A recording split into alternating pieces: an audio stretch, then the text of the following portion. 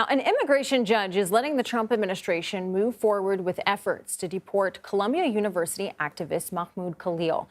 Now, the State Department has argued Khalil poses a risk to U.S. foreign policy due to his involvement in pro-Palestinian protests at the university last year.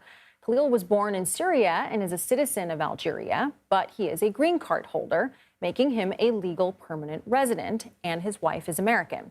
A member of Khalil's legal team said in a statement, quote, "The determination today simply rubber-stamped the Trump administration's efforts to punish speech that they disagree with and did not address the clear constitutional concerns raised by his arrest."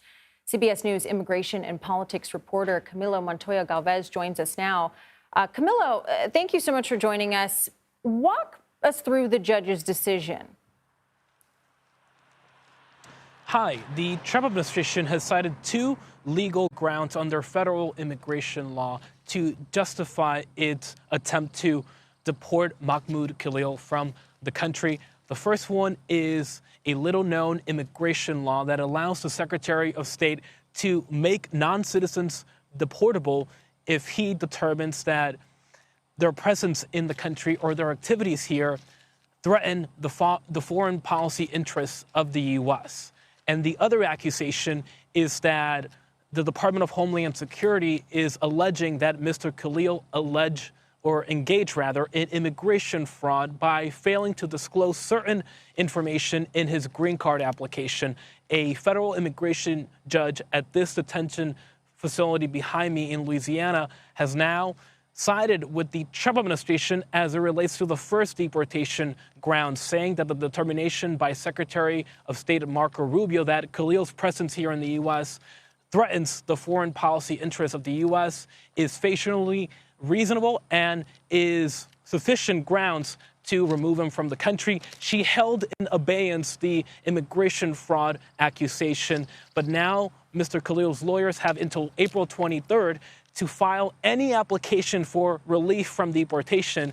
And if they don't, Mr. Khalil could be ordered deported to Syria or Algeria. Meanwhile, he's going to be held in this detention center behind me.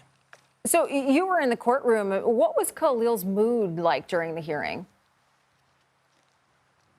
Well, Mr. Khalil stood silently during most of the hearing, which lasted for more than an hour. He was wearing a blue prison uniform and also sandals. But at the very end of the hearing, after the judge had issued her findings and rulings, Mr. Khalil asked and requested to be able to give some remarks, and the judge did consent to that.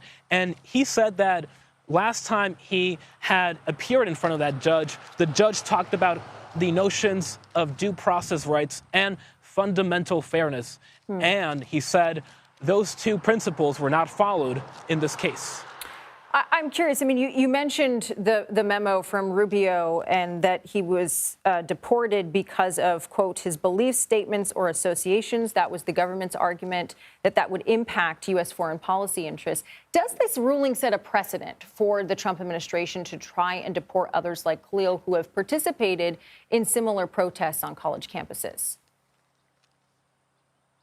Yes, it does. The immigration judge in this detention center essentially said that immigration judges at the Justice Department do not have the legal authority to second guess or question determinations made by the Secretary of State as it relates to this law that, again, makes non-citizens removable if there is some kind of finding or determination that their presence here and their activities in the country pose a threat to the foreign policy of the country. And so we could very well see this case having wider implications and allowing the Trump administration to go after other students who fit this profile too. As you know, the Trump administration has been targeting other students who it says are expressing pro-Hamas sympathies or are engaged in activities that are aligned with Hamas. Of course, the U.S. government, I should note and emphasize, has yet to provide concrete evidence linking Khalil or the other students to